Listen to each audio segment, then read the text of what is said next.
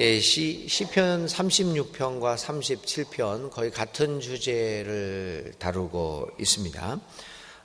특별히 이 시편 37편은 오늘 우리가 1절부터 22절까지 읽어보시면 우리가 알 수 이미 이제 그 주제가 뭔지를 금방 눈치챌 수 있는 시편입니다. 이 시는 불의한 사람이 번영하는 것을 보고 거기에 대해서 부러워하지 말고 또 그것이 왜 그런가 불평하지 말고 오직 주를 신뢰하고 섬기라라고 하는 것을 그 주제로 삼고 있습니다.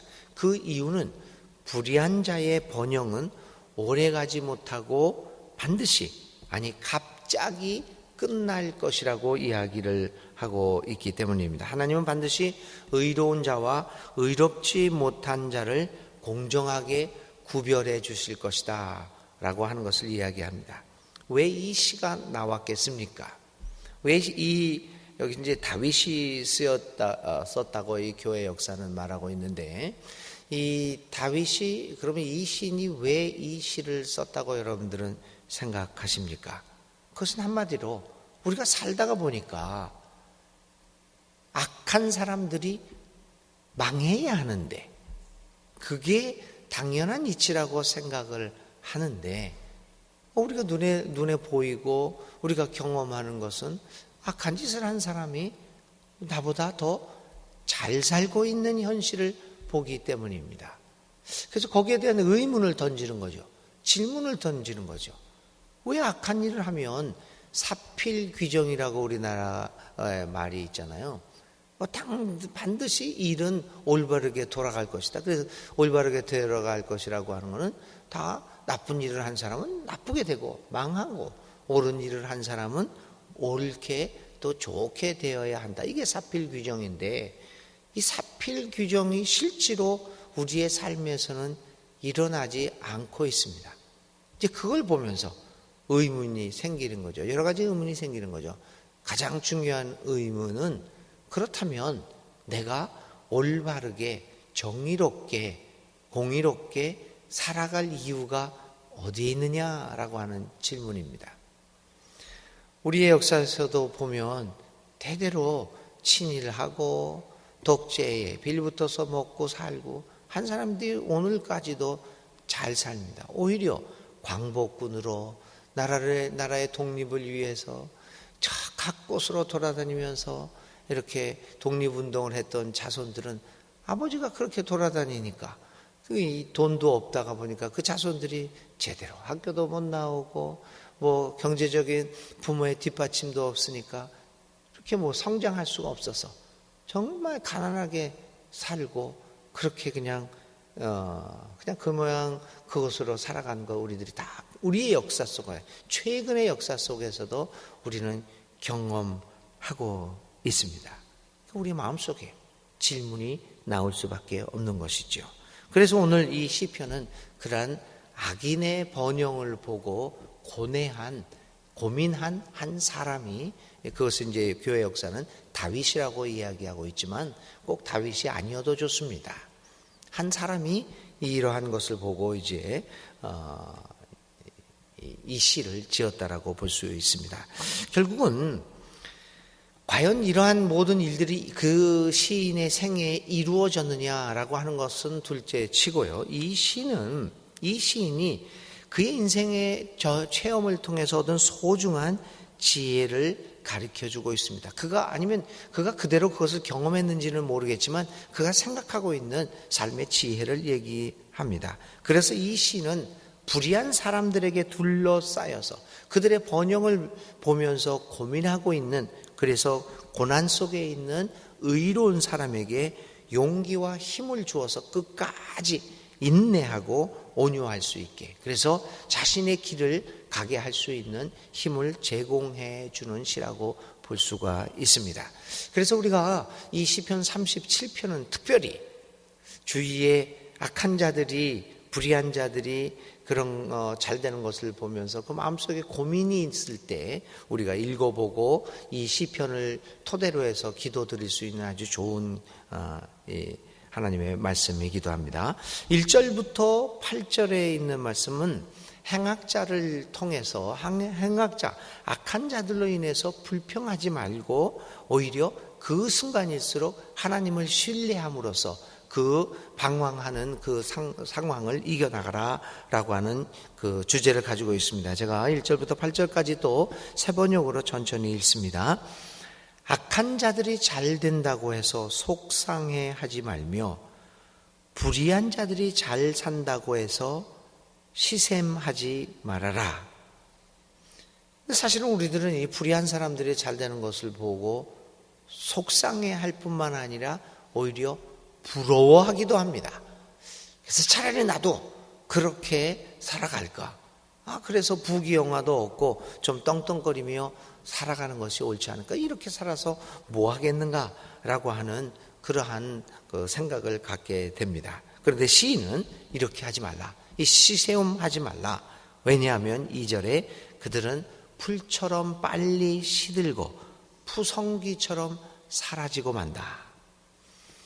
하나님 앞에서 이 불의한 자들이 오래 가는 것 같지만 그러나 그들은 한순간에 사라지고 만다. 우리의 생활 속에서 아니면 우리가 살아가는 동안 그 악한 사람들이 이렇게 사라지게 되는 것을 못 볼 수도 있습니다.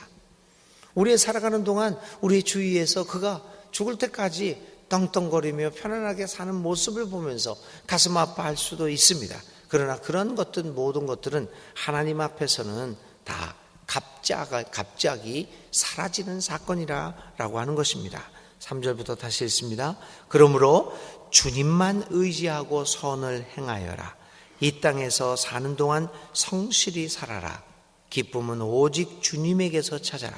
주님께서 내 마음의 소원을 들어주신다. 내 갈 길을 주님께 맡기고 주님만 의지하여라. 주님께서 이루어 주실 것이다. 너의 의를 빛과 같이 너의 공의를 한낮의 햇살처럼 빛나게 하실 것이다. 잠잠히 주님을 바라고 주님만을 애타게 찾아라. 가는 길이 언제나 평탄하다고 자랑하는 자들과 악한 계획도 언제나 이룰 수 있다는 자들 때문에 마음 상해하지 말아라. 노여움을 버려라. 격분을 가라앉혀라. 불평하지 말아라. 이런 것들은 오히려 악으로 기울어질 뿐이다. 1절부터 8절까지 이런 악한 자들의 번성으로 인해서 불평하지 말고 하나님을 나라라. 이 이야기는 다시 말하면 그 악한 자들의 번영에 대해서 불평하고 있다고 하는 것은 그 마음속에 우리 마음속에 그들을 부러워하는 마음이 있다라고 하는 증거다. 그러므로 그 순간에 오히려 내 갈 길을 주님께 맡기고 주님만 의지할 것을 이야기하고 있습니다. 노여움을 버리고 격분을 가라앉혀라 라고 얘기합니다. 그러면 그럴수록 우리도 그들과 똑같은 일을 하게 악을 저지르게 된다라고 이 시인은 이야기하고 있습니다. 우리는 살아가면서 정도를 벗어나서 불의를 행하며 살아간 사람들이 잘 되는 것을 보게 됩니다. 그러나 그럴 때마다 그들의 삶이 아니라 나의 삶을 돌아보면서 하나님을 의지하는 그 삶을 더욱더 살아가야 합니다. 우리는 우리의 갈 길을 가야 합니다. 자꾸만 곁눈질을 하면서 불의를 행하는 자들의 번성하는 것을 보면서 질투하거나 또 그것이 유혹이 되지 않도록 우리는 우리들의 마음을 하나님께로 더욱 정하고 하나님의 길을 따라 나가야 할 것입니다. 그 이유 하나는 그렇습니다. 하나님은 결국은 정의로운 사람을 해처럼 빛나게 해줄 것이라고 하는 믿음 때문입니다. 그 믿음이라고 하는 것이 지금 당장에 우리의 삶에 이루어지지 않는다고 할지라도 보이지 않는 것의 실상이라고 말했듯이 오늘 당장 이루어지지 않는다고 해도 그것을 확신하는 것이 믿음입니다. 그런 믿음을 가지고 우리는 불의와 타협하지 않으며 오직 하나님이 정해주신 하나님이 우리에게 가르쳐주신 그 길을 잠잠히 입을 다물고 하나님의 공의로운 심판을 기다리며 오늘의 삶을 살아갈 뿐입니다.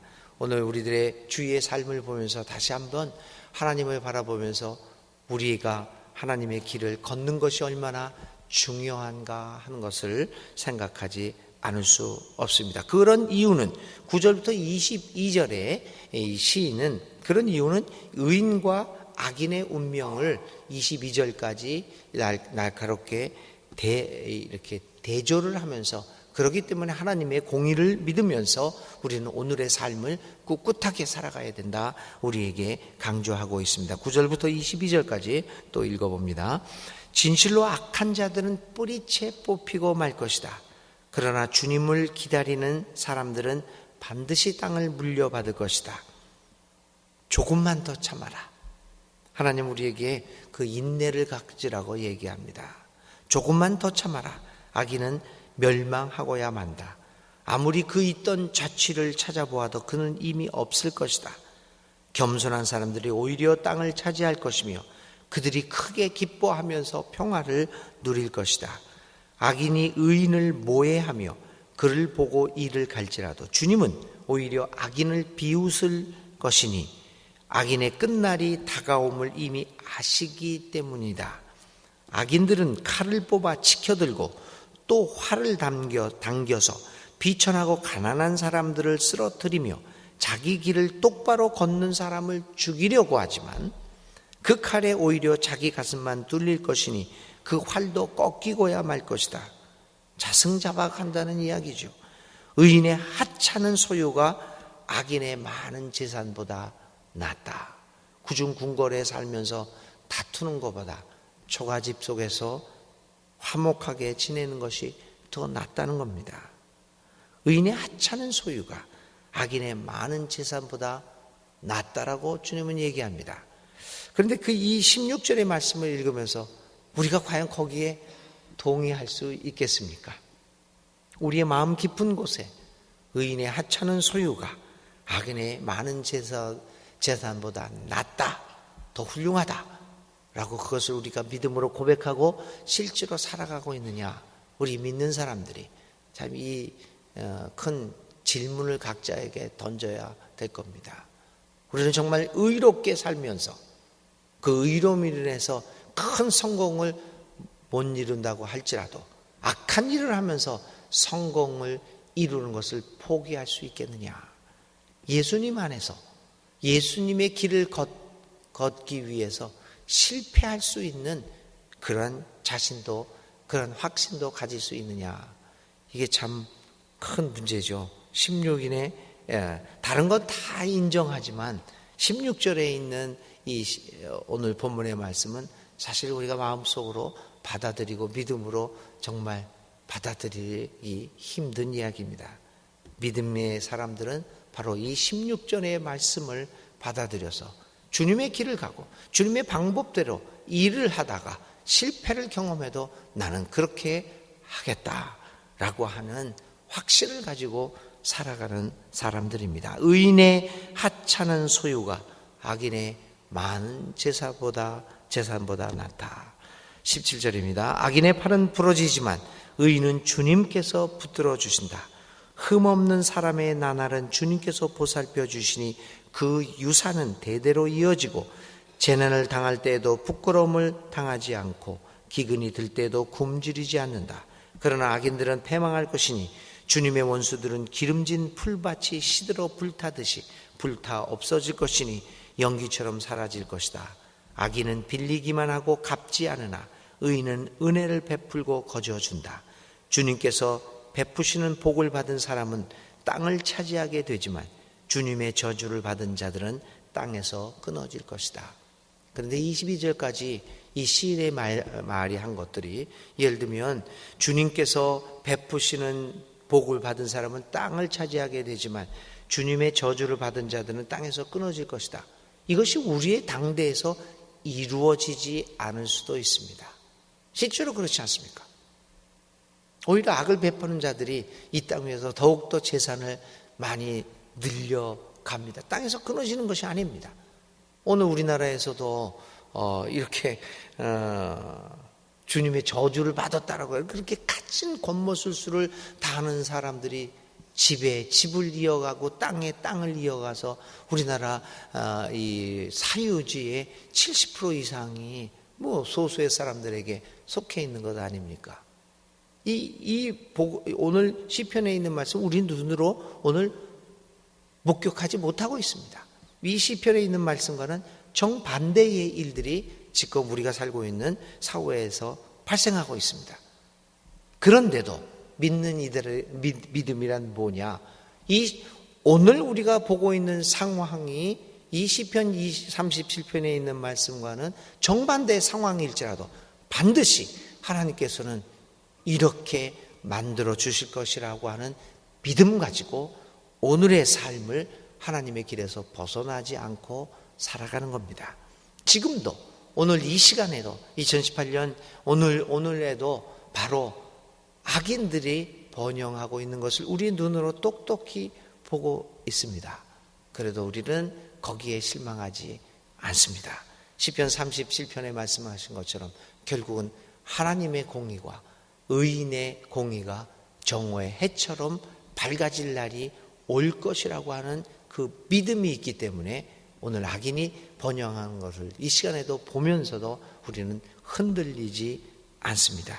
그것이 믿는 사람들의 살아가는 방법입니다. 당장 내 눈앞에 이런 일들이 벌어지지 않는다고 하더라도 우리는 결국은 하나님을 바라보며 하나님의 공의가 이루어질 것을 믿으며 오늘도 힘찬 발걸음을 내디게 됩니다. 사랑하는 교우 여러분, 오늘도 우리 주위에서 여러 가지 어려운 일이 있을지라고 할지라도 하나님의 공의를 믿으며 의로운 길을 걸어가는 것, 하나님의 길에서 벗어나지 않는 어떤 어려움 속에서도 꿋꿋이 걸어가는 오늘 하루의 삶을 살아가는 여러분들 되시기를 간절히 기도드립니다. 네, 오늘의 생각할 말씀은 악인의 형통 앞에 서 있는 의인입니다. 악인의 형통, 이것이 무엇을 의미하는 것인가, 믿음은 무엇인가 생각하며 오늘 하루를 보낼 수 있기를 바랍니다. 오늘의 기도 드리겠습니다. 하나님, 가끔은 악한 사람이 형통하는 모습을 보면서 부러운 마음을 품은 적도 있었습니다. 하나님의 뜻대로 살아가는 것이 반드시 나에게 형통함을 의미하지 않는다는 것을 보면서 가끔은 실망하고 옳은 길을 가는 것을 포기한 적도 있었습니다. 하나님, 저의 어리석음과 연약함을 용서하여 주옵소서. 그럼에도 주님은 나를 붙들어 주셨고 일으켜 세워주셔서 나로 하여금 주의 길에서 벗어나지 않도록 하셨습니다. 주님, 굳건한 믿음을 주셔서 비록 악이 형통하는 모습을 지금 내가 목도하고 있을지라도 흔들리지 않는 삶을 살게 하옵소서. 정의의 하나님의 승리를 믿으면서 오늘도 어렵지만 믿음 가지고 주님의 길을 걸으며 살게 하여 주옵소서. 예수님의 이름으로 간절히 기도를 드립니다. 아멘. 예, 오늘의 실천입니다.